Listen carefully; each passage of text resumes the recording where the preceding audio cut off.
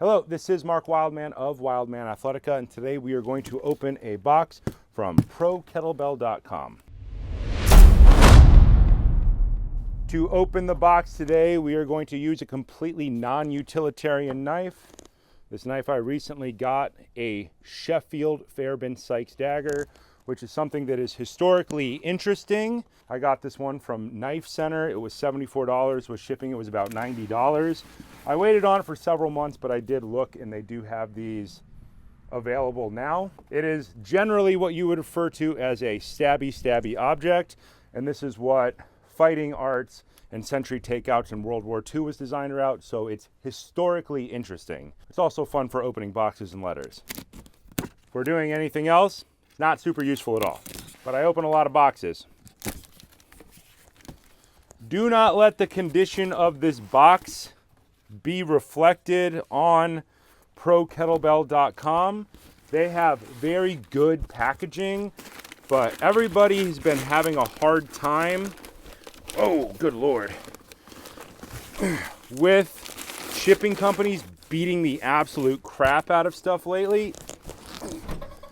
And this box has been beat up in transit. I like that they don't use styrofoam in their packaging. It's all cardboard, which I really like. And it was in the rain last night before I got to it. So don't let its mustiness be reflective of the company. On the box, you can see that they have two different sizes, the Atlas and the Apollo. This is the bigger size, the Apollo. The Atlas is slightly smaller. Kettlebell makes a lot of very cool things. They start at 4K, which is useful for about 200 million people in North America who are learning about fitness, and they go in 2K jumps, 4K, 6K, 8K, 10K, all the way up to 34, which is just 2K above competition.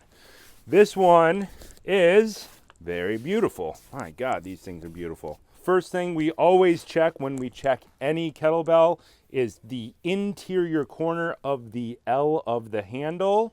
If you feel bumps or burrs anywhere around this corner on either side, probably not a great kettlebell.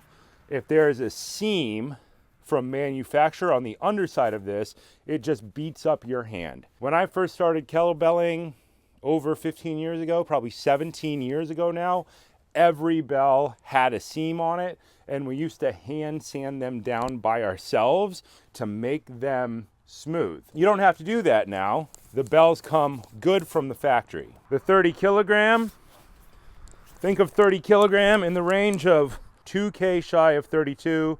A 32 is 70 pounds. Am I right on that?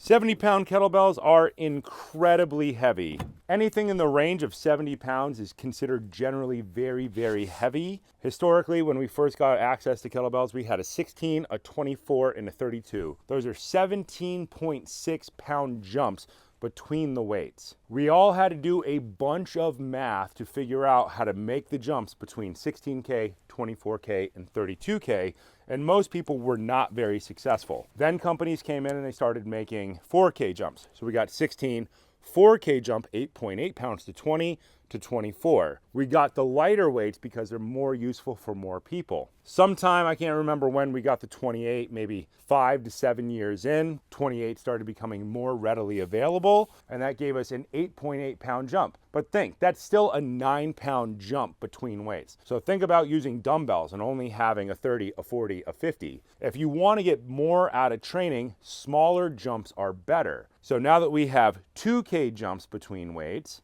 we have 4.4 pounds. Think of that as a 5-pound jump in dumbbells.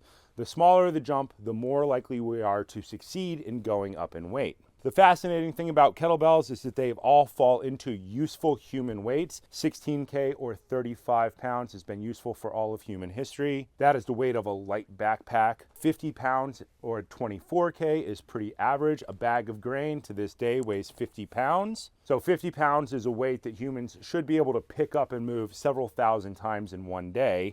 32Ks, the original heavyweight, 2 pood, 16K 1 pood, 24K 1.5 pood 32K two-pooed, made 16K your 50%. And that meant that you should be able to move that almost infinitely. That put 24K at what, your 75%? Am I saying that right? That meant that you should also be able to move that nearly infinitely. Kettlebells have been generally the same for a while. You have hard style, which are solid cast bells. Then you have competition bells, which are all the same outside shape with the same handle, no matter what the weight, and they end up being hollow inside. Wow, this one's really full. The Pro kettlebell is unique. They have changed this outside geometry of the bell from a round surface to having this nose on it.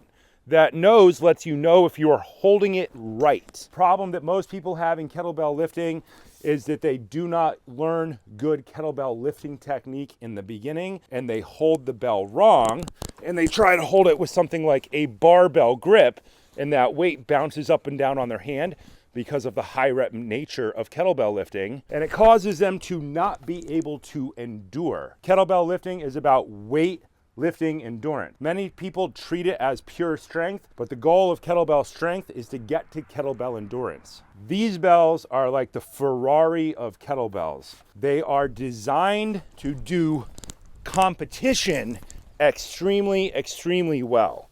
That nose lines up on your arm so that you end up holding the bell correctly. If you try to hold the bell incorrectly, it will hurt, and you will get feedback immediately from the bell that you are doing it wrong. And this bell is fantastic. Feels very good on those first initial swings. My favorite lift in kettlebell lifting is the long cycle clean and jerk, which moves the bell from below the waist to shoulder height to overhead lockout. This bell is designed to help athletes learn to endure better longer. Moving from normal competition times of 10 minutes, pick up 68 pounds, do not let it touch the ground for 10 minutes. This bell is designed to help people push beyond that into the 30-minute range, and competitions now go up to the 60-minute range. 60 minutes of not putting that bell down. That would be absolutely incredible. That is something we should all strive for. Over time, people will design better and better equipment. The old equipment is good and serviceable. Normal competition bells will be good for the next 100 years, and everybody will be able to use them. But think of this as a Ferrari. It is high quality gear for people who are looking to get better at competition. You'll see it's filled up there in the bottom, so it's not going to make as much ring tone like the lighter bells are. The lighter bells do ring like bells because of the way that they are shaped. This is a beautiful handle, and this thing will be around long after civilization fades away. Somebody will find this in 1,000 years and think it's some type of ceremonial object. And I like that about exercise equipment. If your exercise equipment isn't going to outlast civilization, get different exercise equipment.